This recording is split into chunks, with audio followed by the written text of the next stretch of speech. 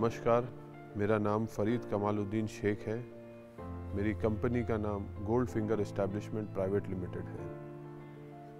हमें work order मिला stone cladding works का 2020 मार्च, जिसके अंदर हमको सांसद भवन में जुड़ के मेहनत करके खुशी से काम करने का अवसर मिला है।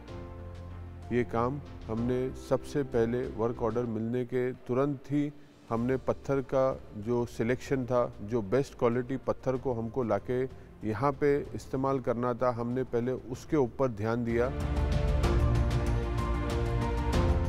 माइंसों में गए, एक एक माइंस में जाके जो हमको पत्थर जिस कलर का लगना था सरमत्रा स्टोन, उसको माइंस में जाके हमने इंश्योर करके उस ब्लॉक को वहाँ से निकलवाया और सरमत्रा स्टोन फैक्ट्री के यहाँ पहुँचवाया।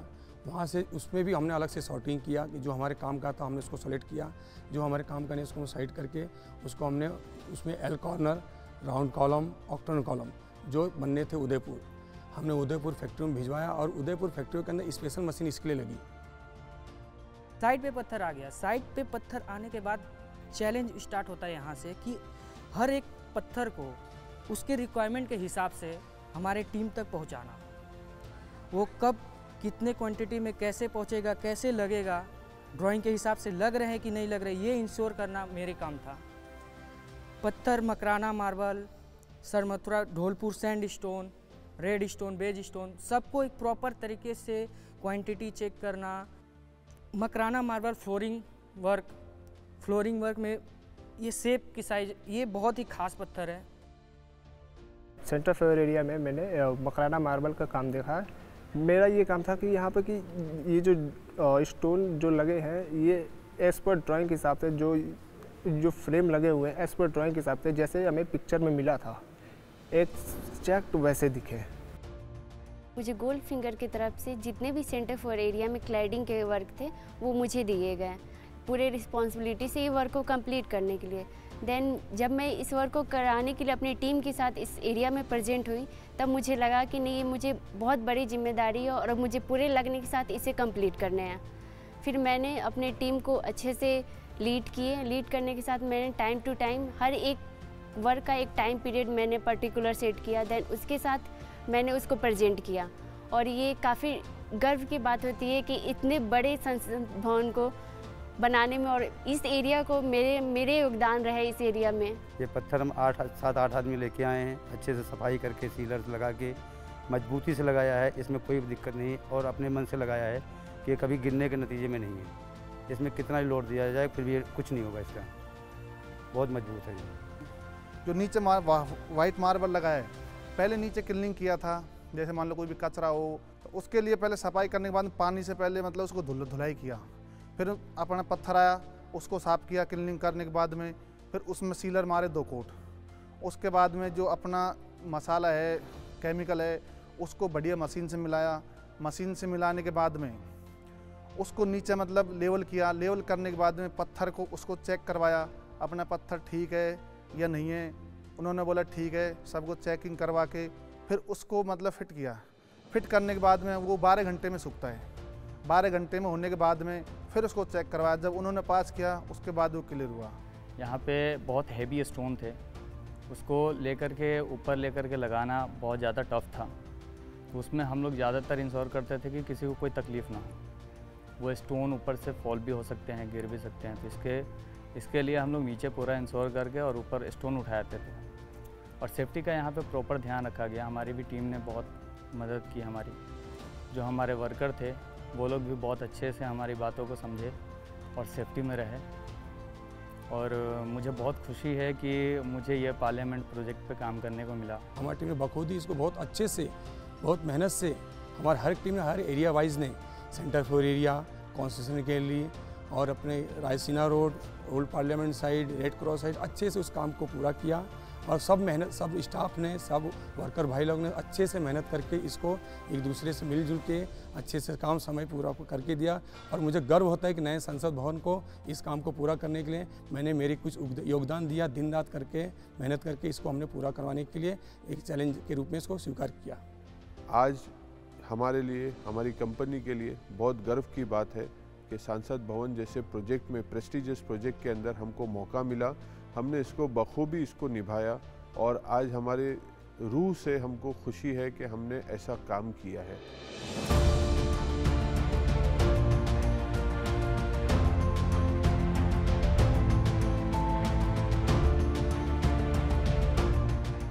मेरा ये सौभाग्य है कि टाटा प्रोजेक्ट्स द्वारा मुझे नए संसद भवन का निर्माण का कार्य में योगदान करने का मौका मिला।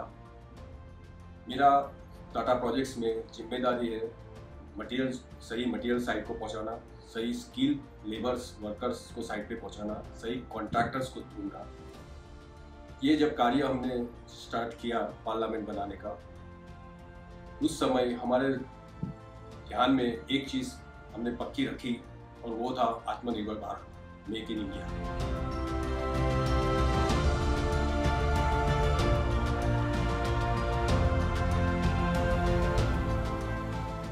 क्योंकि ये भारत के लिए और भारत की जनता के लिए बन रहा था, सो उसमें भारत के लोग होने चाहिए, भारत का मटेरियल होना चाहिए।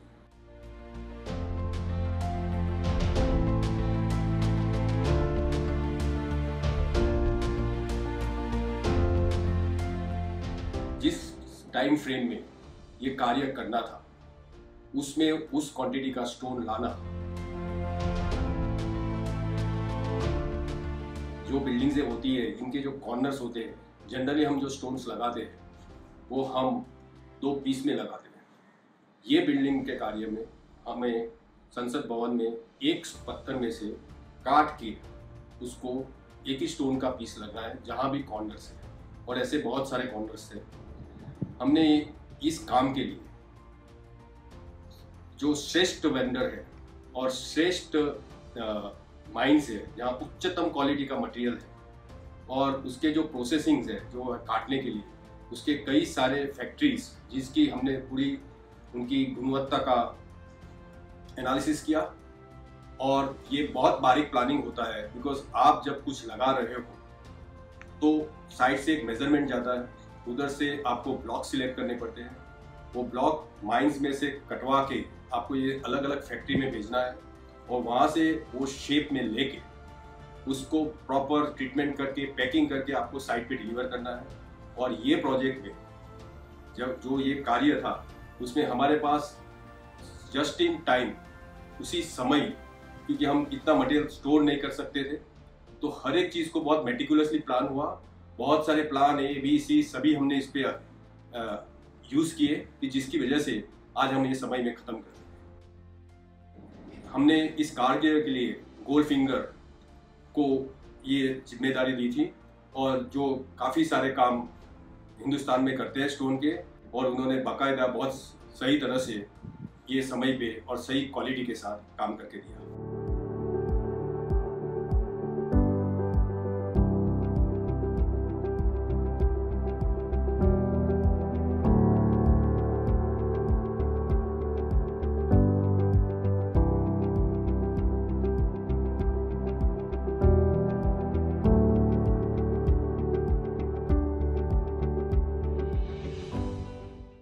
सुनते हैं वो बात सबकी, राज किसी किसी के आगे खोलते हैं। ये पत्थर हैं जनाब और पत्थर भी बोलते हैं। नमस्कार, आप देख रहे हैं संसद टीवी और आपके साथ मैं हूं दीक्षा कोहली। इस वक्त हम मौजूद हैं संसद के नए भवन के सेंटर फॉर एरिया में। इसे डायमंड एरिया भी कहा जाता है। ये एरिया इस भवन का बहुत खूबसूरत एरिया है। वैसे तो इस भवन का हर कोना बहुत खूबसूरत है, लेकिन जाने क्या है इस एरिया में कि यहाँ की चमक ही निराली है, और इस चमक को 4 चांद लगाते हैं यहाँ के पत्थर। आइए इस कार्यक्रम के माध्यम से जानते हैं इन पत्थरों की कहानी। ये पत्थर माइन से आए, कैसे ये प्रोसेस हुए, कैसे तय किया गया कि यही पत्थर यहाँ की शोभा बढ़ाएंगे, और वो कौन सी कंपनी है जिसे ये काम मिला, और कैसे उन्होंने डेडिकेटेडली इस काम को किया और सही समय पर पूरा किया। आज हमारे साथ हैं गोल्डफिंगर के डायरेक्टर फरीद शेख साहब। बहुत बहुत स्वागत है आपका सर। बहुत बहुत शुक्रिया। कहते हैं ज़िंदगी में बहुत से सपने होते हैं, और उन सपनों को हम पूरा करने के लिए ताउम्र उनके पीछे भागते हैं।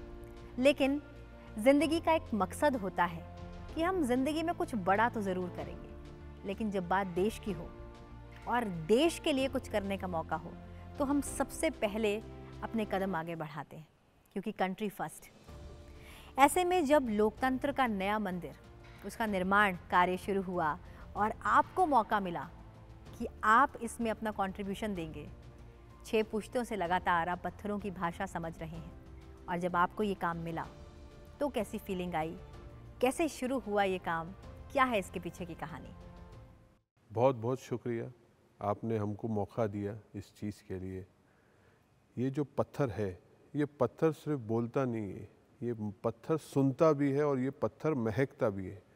और ये पत्थर दुनिया का सबसे खूबसूरत पत्थर, जितने मॉन्यूमेंटल प्रोजेक्ट बने हैं ये पत्थर लगा है, जो है मकराना वाइट मार्बल।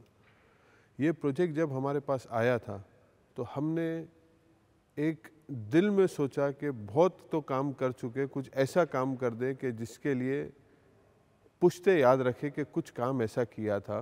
तो ये मौका मिला तो हमने वो मौका गवाए बिना जो हमको लगा जो बेहतर हो सकता है, जो इस जगह के लिए अच्छे से अच्छा हो सकता है, हमने वो कोशिश करी। इसके अंदर सिलेक्शन जो मटेरियल का हुआ, माइंस का सिलेक्शन हुआ, ब्लॉक्स का सिलेक्शन हुआ, ये जितना मटेरियल यहाँ पे लगा है ये सब स्पेशल मूर्ति जो बनती है, जो पत्थर लगते हैं, मूर्तियों के पत्थर के ब्लॉक्स में से हमने इसको काट काट के निकाला है स्लैब्स के अंदर। और ये जितना भी मार्बल है ये पूरा सॉर्टिंग करके आया है यहाँ पे। First quality Makrana white marble जिसको बोलते हैं वो ये है। और इसकी खासियत ये है कि ये धूप में भी लगे तो ठंडा है और छाँव में लगे तो भी ठंडा है। इसकी थिकनेस हमने डिसाइड करी कि जितना थिक रहेगा उतना स्ट्रॉन्ग रहेगा, उतना ठंडक रहेगी मार्बल में। नहीं तो क्या है, नॉर्मल थिकनेस का मार्बल ऐसा रहता है कि आगे पीछे होता है, टूटता है, डैमेज होता है। हमने एक थिकनेस डिसाइड किया इसके अंदर कि इसको डिराइव करने के लिए, इसकी सेफ्टी फैक्टर देखने के लिए, ये जबकि सबसे हार्डेस्ट मटेरियल है, हमने माइन से इसको निकाला, प्रोसेस किया। CPWD, टाटा की टीम, आर्किटेक्ट की टीम माइंस पे गई, ब्लॉक सिलेक्ट करी, ब्लॉक सिलेक्ट करके उसमें से प्रोसेस करके हमने ये सब चीज़ें लाई है। इसकी अप्रॉक्सीमेट थिकनेस है 30 mm थिकनेस जो मार्बल की है। उसकी सेफ्टी फैक्टर के लिए हमने 35 mm लगाया ताकि और सेफ्टी हो जाए, ताकि हमको 100 साल तक इसको देखने की ज़रूरत नहीं पड़े। आपने कहा कि ये मकराना वाइट है। ये पूरी दुनिया जानती है कि मकराना का जो मार्बल है वो सबसे खूबसूरत होता है, सबसे ज़्यादा चमक होती है, सबसे ज़्यादा वाइट होता है। लेकिन जब यहाँ पर इस पत्थर को लगाना था, उसके लिए बेहतर पत्थर हो, सबसे खूबसूरत पत्थर हो, क्योंकि माइन से जो ब्लॉक निकलते हैं वो सब अलग अलग होते हैं। लेकिन क्योंकि यूनिफॉर्मिटी भी बनानी थी, क्योंकि एक ऐसी जगह पर ये हम पत्थर लगा रहे थे जो एक बड़ा एरिया था, लेकिन हर पत्थर एक जैसा दिखे, उसके लिए आपने क्या स्ट्रेटजी अपनाई? क्योंकि माइन में एक जैसा पत्थर तो नहीं मिल सकता। इसके जो ब्लॉक सिलेक्शन हमने किए थे वो ब्लॉक सिलेक्शन ऐसे थे कि एक पिट के, एक पोजीशन के, एक ग्रेन्स के, एक पिट का मटेरियल था पूरा। नेचुरल मटेरियल में जो वेरिएशन आता है उतना वेरिएशन इसमें भी था।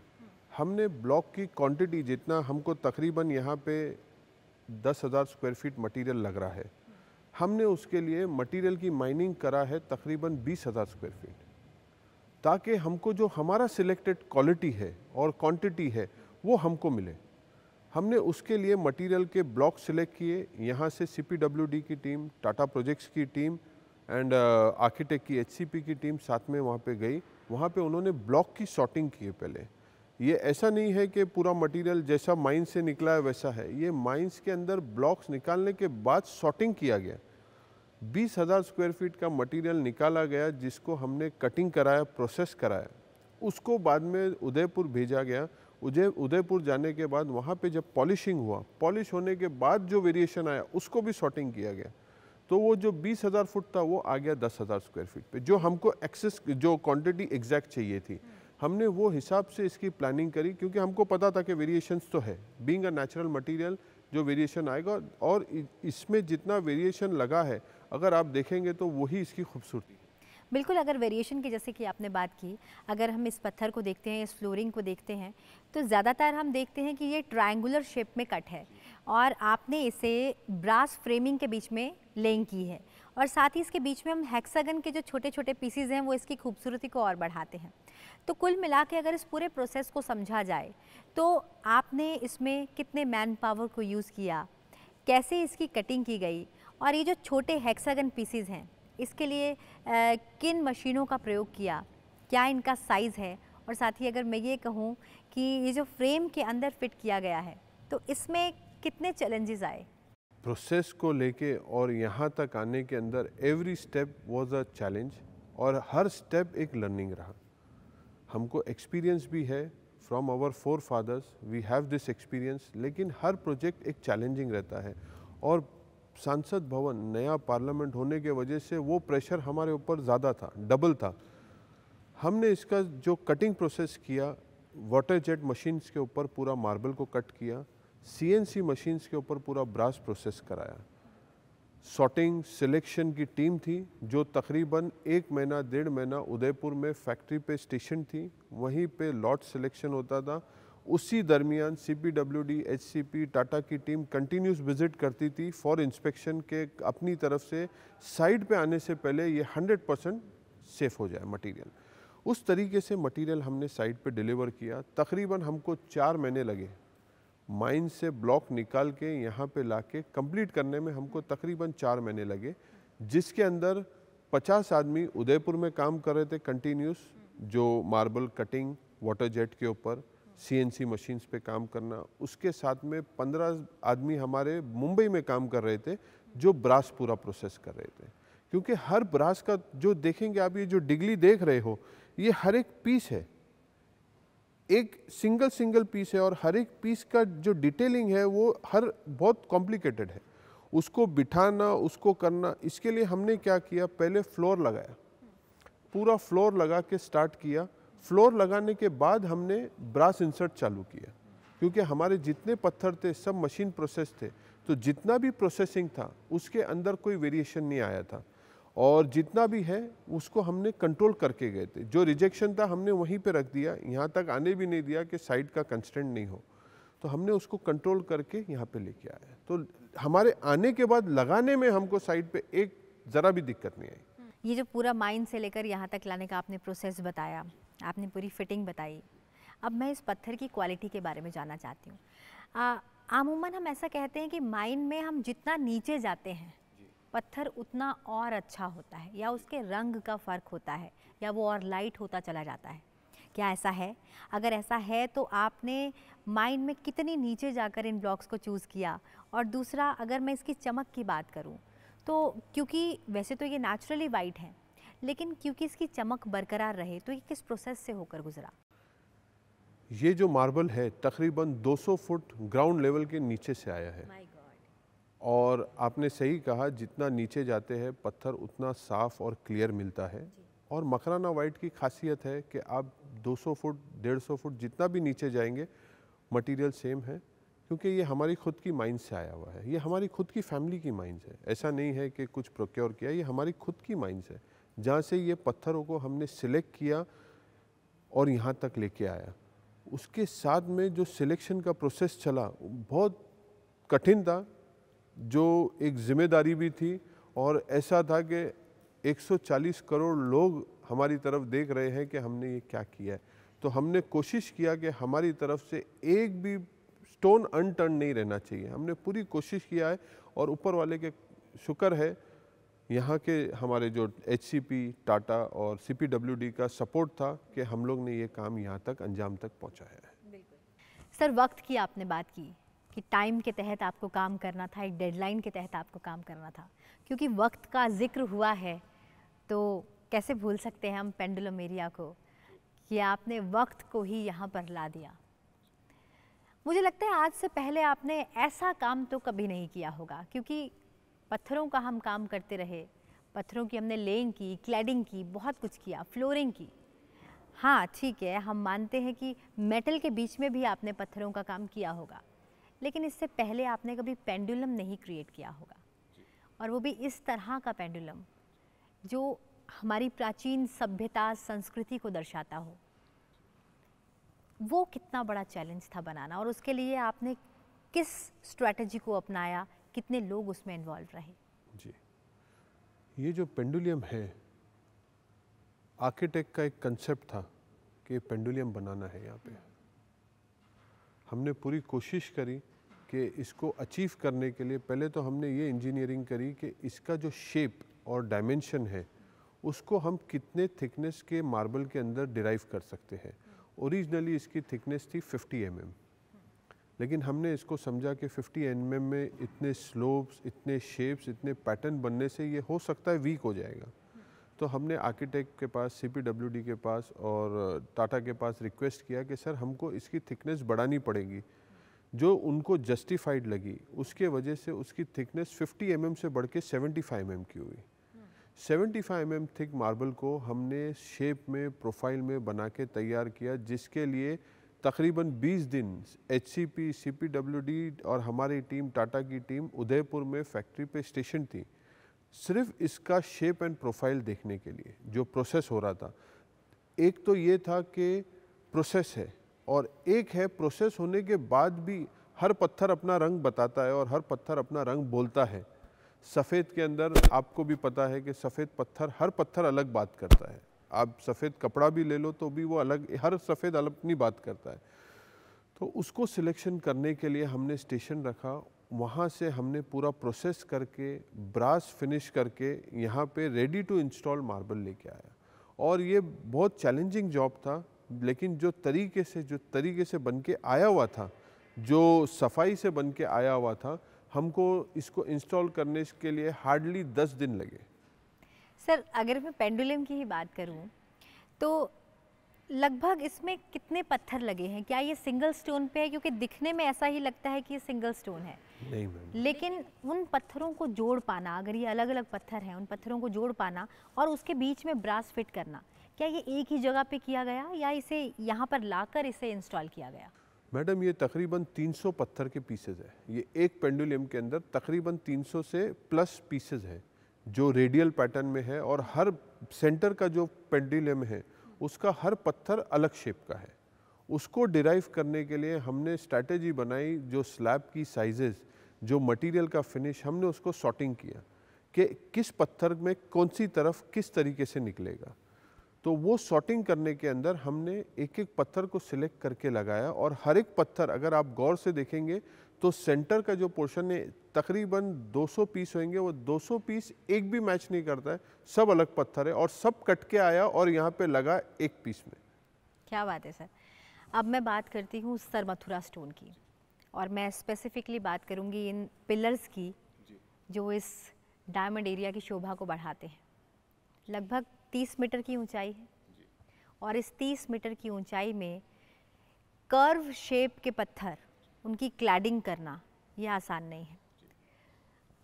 आपने सर मथुरा से सैंडस्टोन जो बेज कलर का है उसे आपने इसमें लगाया, लेकिन इसकी जो कटिंग है, ये सारी कटिंग एक जैसी हो, इसके लिए क्या प्रोसेस अपनाया और कितना मुश्किल और चैलेंजिंग टास्क था इतने ऊंचे पिलर तक इन पत्थरों को लगाना, उनकी क्लैडिंग करना? हमने ये ब्लॉक्स को सिलेक्ट किया सर मथुरा के अंदर, और सबसे बड़ी बात है ये लग रहे हैं कि एक साइज़ के है, जिसके अंदर इसकी हर हाइट के अंदर हर पत्थर अलग है। जो बाहर का एलिवेशन है उसको ही अंदर तक कंटिन्यू किया हुआ है, ये जॉइंट पैटर्न उस तरीके से आया हुआ है। और हर पत्थर को, ब्लॉक को हमने ट्रांसपोर्ट किया सर मथुरा से उदयपुर। उदयपुर में हमने पहले इसको प्रोसेस किया वायर्स और CNC पे, वायर्स और CNC पे इसको कर्व्ड बनाया। उसके बाद इसको कैलिब्रेशन किया, कैलिब्रेशन करके इसका जो फिनिश होता है, जो हमारा डाया है और जो रेडियस है, उसको डिराइव किया। वो डिराइव करने के बाद अगर आप आज देखेंगे तो एक भी पत्थर में आपको फ़र्क नहीं लगेगा रिंग के अंदर। इसको कैलिब्रेशन करके, कटिंग करके, फिनिश करके, पैक करके यहाँ पे लेके आए। तो चैलेंजिंग तो हर एक स्टेज पे था, हर एक पत्थर में था। तकरीबन 362 पीसेस है ये कॉलम के यहाँ पे। एक भी पत्थर हमारा ना क्वालिटी में रिजेक्ट हुआ, ना लगाने में टूटा, ऊपर वाले के फजल से ये सांसद भवन होने के वजह से ऊपर वाले ने काम को भी बहुत आसान कर दिया। लोग समझ रहे थे कि ये बहुत डिफ़िकल्ट है, लेकिन dedication, continuous dedication, team work ने यहाँ तक लेके आया। अच्छा सर, सबसे पहले तो मैं ये समझना चाहती हूँ, यहाँ पर पत्थरों को लगाया नहीं गया, पत्थरों की क्लैडिंग की गई है। क्लैडिंग क्या प्रोसेस है? जिस दौरान यहाँ पर पत्थर लगाए जा रहे थे उस दौरान यहाँ पर कई ऐसे श्रमजीवी भाई यहाँ पर काम कर रहे थे। इनिशियल तौर की बात करती हूँ, जब यहाँ पर ये पत्थर इन पिलर्स पे लगाए जा रहे थे तो हमारी कई लोगों से बात हुई, कई भाइयों से बात हुई जो इस पर काम कर रहे थे। उनका कहना था ये पत्थर लगाए नहीं जा रहे, ये पत्थर सांस लें ऐसा बनाया जा रहा है। उसके बाद नाम आया क्लैडिंग का, कि इन पत्थरों की क्लैडिंग की गई। यानी क्लैडिंग एक ऐसा प्रोसेस है जिसमें पत्थर सांस लेते हैं। क्या है ये प्रोसेस? ये जो पत्थर लगे हैं ये सब लगे हैं ओपन जॉइंट सिस्टम से। पुराने ज़माने में आप देखे होंगे कि पत्थर जॉइंट टू जॉइंट लगते थे या वेट क्लैडिंग होती थी, सीमेंट मोटार लग के पत्थर लगता था, वो एक अलग प्रोसेस था। ये एक अलग प्रोसेस है। इसके अंदर पत्थर, ये जो पत्थर लगे हुए हैं, ये हर पत्थर अपना इंडिपेंडेंट लोड लिया हुआ है। एक भी पत्थर के ऊपर दूसरे पत्थर का लोड नहीं आया है। Every stone is taking its own wait. जैसा आज हमारा जिस्म, हमारे पैरों पे वज़न है, तो यही सिस्टम इसके ऊपर है कि हर पत्थर अपना वज़न लिया है, उसका डेड लोड एक नीचे वाले पत्थर पे कुछ नहीं है। तो every stone is self retarded to take his own weight to be safe 4 times. We have designed this system to be 4 times safer than the normal stone weight and the system. तो system कहाँ पर भी problem नहीं, open joint है जो पत्थर सांस ले सके, एयर रोटेशन रहे, एक्सपांशन कॉन्ट्रैक्शन में सेफ रहे, वो सब चीज़ को कंसिडर करके ये सिस्टम के ऊपर इसको डिराइव किया। सर 30 मीटर की हाइट पर अगर मैं ऊपर के कुछ मीटर्स छोड़ दूं तो इस पूरे राउंड पिलर्स पर आपने इन पत्थरों की क्लैडिंग की। कितना बड़ा चैलेंज था ये, क्योंकि एक ही जैसी शेप रहेगी और एक ही साइज़ रहेगा, कोई भी साइज़ वेरी नहीं होना चाहिए, और इतनी ऊंचाई तक भी उस पत्थर को लगाना है। कितना बड़ा चैलेंज था? बहुत बड़ा चैलेंज था इसको डिराइव करने के लिए, इसको अचीव करने के लिए, क्योंकि सब कॉलम एक शेप के हैं और एक साइज़ के हैं। हर पत्थर की साइज़ एक है। एक पत्थर भी कहाँ पे ट्रांजिट में या साइड पे आके डैमेज हुआ तो वो वापस से वहाँ पे नहीं लगने वाला है। तो उसकी सेफ्टी, उसकी प्रिकॉशन पूरी, दरअसल ये जितना भी काम सांसद भवन में हुआ है ये पूरा प्लान करके हुआ है, और इस तरीके से प्लान हुआ। इसकी आर्किटेक्चरल ड्राइंग से जो शॉप ड्राइंग, डिटेल ड्राइंग जो बनी, वो जो हमारी टीम है साइट पे, प्रोजेक्ट टीम है, हमारे प्रोजेक्ट मैनेजर है, हमारी साइट टीम है, वो सबको पता है कि क्या होना है और कौन सी चीज़ कहाँ लगनी है। उतना डेडिकेटेड, और हर एरिया के अंदर हमारी डेडिकेटेड हमारा एक इंजीनियर था जिसने वो एरिया को अंजाम तक पहुंचाया है। हमने उस प्रोजेक्ट के इस प्रोजेक्ट के अंदर वुमेन एम्पावरमेंट को भी कंसिडर किया है। हमारी बच्ची है जिसको हमने यहाँ पे रखा है एज एन इंचार्ज बना के, साइट इंजीनियर को। तो she was in charge for this central foyer. उन्होंने बहुत मेहनत करा, डे नाइट किया, and she has achieve the target. अगर मैं लोकतंत्र के नए भवन के निर्माण में आपके योगदान की बात करूं, तो लगभग आपकी ओर से कितने लोगों ने यहाँ पर अपनी कंट्रीब्यूशन दी और कितना समय आप लोगों ने काम किया? हमने तकरीबन लोगों के लिए, हमारी जो टीम थी, प्रोजेक्ट टीम थी, वो तकरीबन 15 लोगों की थी जो स्टोन वर्क्स देख रही थी, संभाल रही थी, जिसके अंदर हमारे प्रोजेक्ट मैनेजर है, साइट टीम है, आर्किटेक्ट है और सेफ्टी टीम है। सब ने मिल के डेडिकेटेडली इसको एग्जीक्यूट किया। अभी बात आती है हमारे कंट्रीब्यूशन की। इस प्रोजेक्ट के अंदर तकरीबन मैंने पर्सनली 350 बार हम मुंबई बेस्ड हैं, मुंबई से ट्रैवल किया है दिल्ली, राजस्थान, और एवरी वीक 1000 किलोमीटर ट्रैवल किया है। तकरीबन 350 बार के अंदर 1000 किलोमीटर ट्रैवल किया हुआ है टू अचीव दिस टारगेट। और ये सेंसिटिविटी इसके लिए थी कि ये सिर्फ पार्लियामेंट है।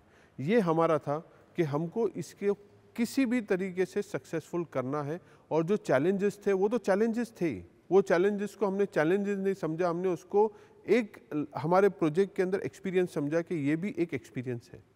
वो कंसिडर करके हमने इसको लेके चला। पूरे पत्थरों की अगर मैं बात करूं, अगर इस पूरे प्रोसेस की मैं बात करूं, इस पूरे कंस्ट्रक्शन की मैं बात करूं, तो इसमें आपने सरमथुरा से रेड सैंडस्टोन, वाइट सैंडस्टोन और मकराना मार्बल इसका प्रयोग किया। लगभग कितने पत्थर इस पूरी कंस्ट्रक्शन के दौरान आप लेकर आए जो राजस्थान की भूमि से यहाँ तक आए, और क्या इनके साइजेस हैं? हमने तकरीबन क्लैडिंग का जो पत्थर है वो टोटल क्वांटिटी अगर प्रोजेक्ट में देखें, इंटीरियर एंड एक्सटीरियर मिला के टोटल क्वांटिटी तकरीबन 4,75,000 स्क्वायर फीट लाया है। मार्बल देखा जाए तो तकरीबन 9,000 स्क्वायर फीट, 10,000 स्क्वायर फीट के करीब मार्बल आया है। इतनी क्वांटिटी आई है जिसके अंदर कॉलम्स है, सर्कुलर कॉलम्स है, ऑक्टोगोनल कॉलम्स है, कॉर्नर। इसके अंदर जो सबसे बड़ा चैलेंज था वो था ये बिल्डिंग के कॉर्नर्स को आर्किटेक्ट का एक कंसेप्ट था, they didn't want to see the joint at the corner aesthetically.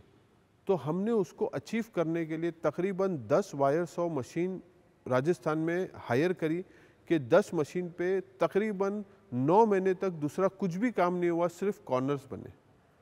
वो हमने कोशिश करके उसको अचीव किया। हमने एक एक माइलस्टोन बनाया कि हमको ये एलिवेशन में इतनी एरिया में ये पत्थर का कॉर्नर चाहिए, ये कॉलम चाहिए। हमने वो डेट्स फिक्स किए, वो टारगेट्स फिक्स किए, उसके मटेरियल की माइंस के अंदर ब्लॉक्स को माइनिंग कराया क्वालिटी के हिसाब से। वो क्वालिटी के हिसाब से गया और वो जो ब्लॉक जिस काम से गया वो सिर्फ उसमें ही प्रोसेस हुआ। तो उतना कंट्रोल रखा माइंस पे, फैक्ट्री पे, ट्रांसपोर्टेशन में, लॉजिस्टिक में, प्रोसेसिंग में, ताकि साइड पे कभी भी माल की कोई चीज़ में कमी नहीं होनी चाहिए। यहाँ की अगर मैं बात करूँ तो सेंटर फॉर एरिया में हमने आपसे जाना कि मकराना मार्बल का इस्तेमाल कैसे हुआ, साथ ही हमने सरमथुरा बेज सैंडस्टोन की बात की। एक्सटीरियर में भी आपने रेड सैंडस्टोन भी यूज़ किया है और बेज सैंडस्टोन भी यूज़ किया है। आइए अब एक्सटीरियर की ओर चलते हैं और वहाँ के पत्थरों की बात करते हैं।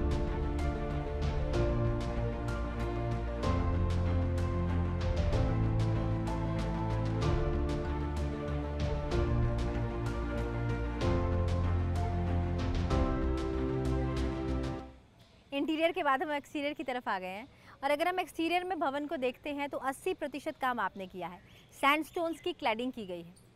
लेकिन सबसे ज़्यादा मुश्किल काम मुझे लगता है कॉलम्स का रहा होगा, उनका कटिंग एक बड़ा चैलेंज रहा होगा। ऐसे में अगर हम बाहर के पत्थरों की बात करें तो आपने लगभग कितने पत्थर मंगवाए और क्या क्या इनकी शेप और साइजेज़ हैं, क्या क्या वेरिएशन है, क्योंकि दोनों सैंडस्टोन ही एक ही जगह से आए हैं, लेकिन वेरिएशन क्या है और सबसे बड़ा चैलेंज क्या था, क्योंकि कोविड का एक दौर हम देख चुके थे और एक डेडलाइन के तहत हमें काम भी करना था। कोविड पीरियड के इमीडिएटली बाद पार्लियामेंट का प्रोजेक्ट स्टोन वर्क्स का स्टार्ट करना था, जिसके अंदर चैलेंज ये था कि स्टोन है राजस्थान का, सरमथुरा का, प्रोजेक्ट है पार्लियामेंट दिल्ली में और प्रोसेसिंग है उदयपुर में। तो ये जो एक लेंथ था वो लेंथ हमारे लिए बहुत बड़ा चैलेंज था, जिसके अंदर हमने एक हमारा बेनिफिट ये हुआ कि कोविड पीरियड होने के वजह से काम रुका हुआ था, तो हमने स्पेशल परमिशन से माइनिंग कराई, जो लॉकडाउन के अंदर भी हमको थोड़ा सपोर्ट हो गया। एंड वी कैन गेट, हमको जो पत्थर हमारे साइज़ के ब्लॉक्स चाहिए थे हमने वो स्पेशल ब्लॉक बनवा के लिए, ताकि उसका वेस्टेज, उसका ट्रांसपोर्टेशन का कॉस्ट, उसका जो भी लॉजिस्टिक है वो जितना यूटिलाइज होना चाहिए वो हम कर पाए। तो उसको मद्देनज़र रखते हुए ये तकरीबन हमको 2300 पीस के करीब लगने के थे, 2350 ऑड फिगर है।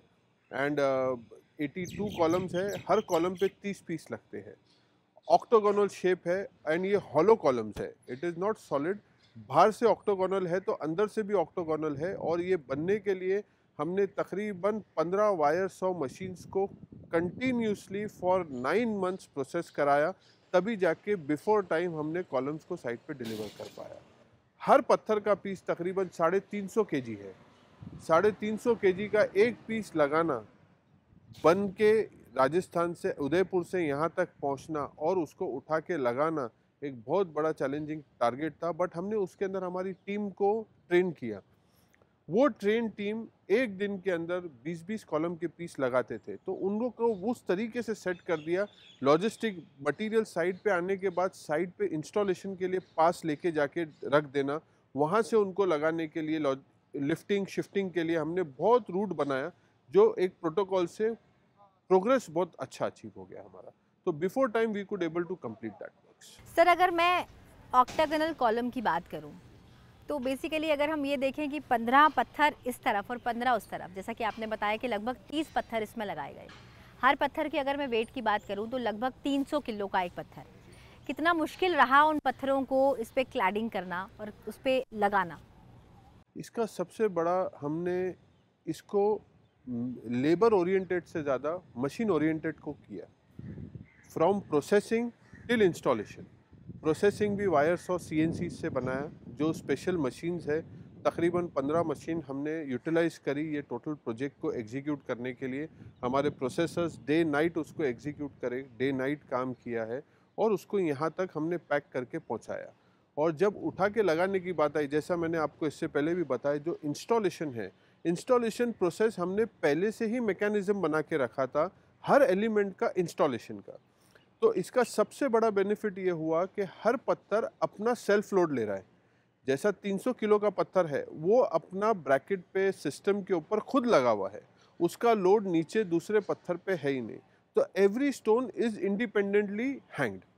तो उससे उसकी सेफ्टी, उसकी लाइफ, उसका नीचे उसका लोड आना, वो कोई इशू नहीं आएगा, वो सेफ है। And this is design 4 times safer than what is the weight and the density of the stone. Sir, ये पत्थर कैसे लगाए गए, इसकी क्लैडिंग कैसे हुई और कैसे आपने मशीनरी का प्रयोग किया, ये तो आपने बता दिया। लेकिन अगर मैं अब इन पत्थरों की लाइफ की बात करूं, कितनी लाइफ होती है इन पत्थरों की? क्योंकि ये प्राकृतिक पत्थर हैं, रंग तो इनका यूं ही रहता है, लेकिन लाइफ कैसी होती है इन पत्थरों? लाइफ तो आज आपने देखा है, मोन्यूमेंटल स्ट्रक्चर्स इंडिया के अंदर, आर्किटेक्चरल स्ट्रक्चर, हेरिटेज स्ट्रक्चर्स, यही पत्थरों से बने हुए हैं। एंड ये जो पत्थर है, ये पत्थर सबसे खूबसूरत और सबसे मजबूत पत्थर है जो एलिवेशन के लिए और आर्किटेक्चरल स्टोन वर्क्स के लिए लगता है। 100 साल हो गए, आज भी जो भी हेरिटेज बिल्डिंग में लगा है तो पत्थर को कुछ भी नहीं हुआ है। हमारा भी एक्सपीरियंस है, 50 साल 100 साल से भी जो प्रोजेक्ट हुए हुए हैं वो भी आज भी वैसे है। ऊपर वाले के करम से इंडियन स्टोन को कोई तकलीफ कहाँ पर भी नहीं है। In our culture, in our environment, in our climatic condition, इसके अंदर ये पत्थर को कुछ नहीं होगा। ना इसके रंग को फ़र्क पड़ेगा, ना इसकी क्वालिटी को कभी फ़र्क पड़ेगा। ऊपर वाले के करम से ये एकदम जैसा है वैसा का वैसा रहेगा। इस पूरा कंस्ट्रक्शन का दौर, एक सबसे बड़ा चैलेंज आपके लिए कौन सा था? सबसे बड़ा एक चैलेंज? सबसे बड़ा चैलेंज यहाँ पे है जो क्लाइमेट है, जो ठंडी में माइनस में भी कभी चला जाता है और गर्मी में 50 डिग्री पे भी चला जाता है। बारिश में कभी एक्सट्रीम बारिश है, कभी नॉर्मल बारिश है। मुंबई में रहने वालों के लिए बारिश तो आम बात है, लेकिन गर्मी और सर्दी का क्या? वही है ना, तो बाहर का ये जो काम है, गर्मी में ये पत्थर आदमी पकड़ नहीं सकता है और ठंडी में हाथ अकड़ जाते हैं इसको करने के लिए। जो कंडीशन पे हमने ये काम यहाँ पे निकाला है इसको करके, तो हमने हमारे लेबर्स को, हमारी टीम्स को उस तरीके की सहूलियतें दी ताकि काम को लेके, मैकेनिज्म को लेके, प्रोग्रेस को लेके कहाँ पर तकलीफ नहीं हो। लगभग आपकी टीम में कितने श्रमवीरों ने इस काम को अंजाम दिया? तकरीबन हमारे पास 150 लेबर्स तकरीबन फुल टाइम थे, जो सुबह में 8:30 बजे से लेकर रात को 12 बजे तक भी काम किए। और पीक आवर्स में तो जब इनॉग्रेशन के टाइम में तो तकरीबन full day and full night हमने तकरीबन 15-20 दिन तो फुल किया है। अच्छा, ये बताइए, आपने ऑलमोस्ट इस पूरे भवन को पत्थरों से सजाया है। आपका सबसे दिल के करीब अगर कोने की मैं बात करूं, तो वो कौन सा कोना है इस भवन का जो आपको सबसे ज़्यादा प्यारा लगता है? सबसे ज़्यादा प्यारा अगर आप मुझसे पूछेंगे तो मेरे लिए है कॉन्स्टिट्यूशनल गैलरी, जिसके अंदर हमने हमारी कोशिश करी खूबसूरत बनाने की। उसके अंदर पत्थर और मार्बल दोनों आर्किटेक्चरल तरीके से कर्व बन के लगा हुआ है। उसके साथ में हमारा भारत का संविधान रखा है, उससे बढ़ के हमारे लिए और। बिल्कुल आपने सही बात की। लोकतंत्र के मंदिर में संविधान एक ग्रंथ है और ऐसे में उस ग्रंथालय को सजाना अपने आप में एक गर्व की बात है। ऑनर। हमने शुरुआत इसी बात से की थी कि पत्थर बोलते हैं। आज ये काम पूरा हो चुका है। आज ये पत्थर क्या बोलते हैं, हम तो उसकी भाषा नहीं समझ पाते। हमारी तो आंखों को वो बहुत खूबसूरत लगते हैं, लेकिन उनकी ज़बान क्योंकि आप समझते हैं, तो क्या आप उनकी ज़बान समझ के हमें समझा सकते हैं? पत्थर को जो बोलना था उन्होंने बोल चुका। अभी 140 करोड़ लोग इसकी तारीफ कर रहे हैं, वो बोल रहे हैं। जो पत्थर को बोलना था वो बोल चुके, जो यहाँ पे लग चुका है, जो 140 करोड़ लोगों का भरोसा था, ये वो आज दिख रहा है। क्या बात है, पूरी देश की जनता आपको सुन रही है। आपने एक बहुत बड़ा काम किया है। अगर मैं आपकी दिल की बात जानने की कोशिश करूं, ये देश के लिए काम करना आपके लिए कितना गर्व से भरा था, आपकी क्या फीलिंग्स हैं, और आज जब ये काम पूरा हो चुका है तो आप क्या महसूस करते हैं, अगर आप हम सभी के साथ साझा करना चाहें? इसके कोई अल्फाज नहीं है। ये एक खुद की खुशी, खुद की मुतमईन होने के लिए ये बात है।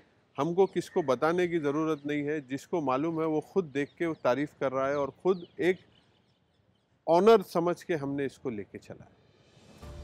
बहुत बहुत शुक्रिया फरीद साहब, आपने हमसे बात की और साथ ही साथ जो आपने जज्बा दिखाया और इतना अच्छा आपने काम किया। पूरे देशवासी आज आपको देख रहे हैं और हम आपके इस जज्बे को सलाम करते हैं, आपको नमन करते हैं कि आपने हमारे देश के लिए वो काम किया है जो इतिहास के पन्ने में सदा सदा के लिए सुनहरे अक्षरों से लिखा जा चुका है। बहुत बहुत धन्यवाद।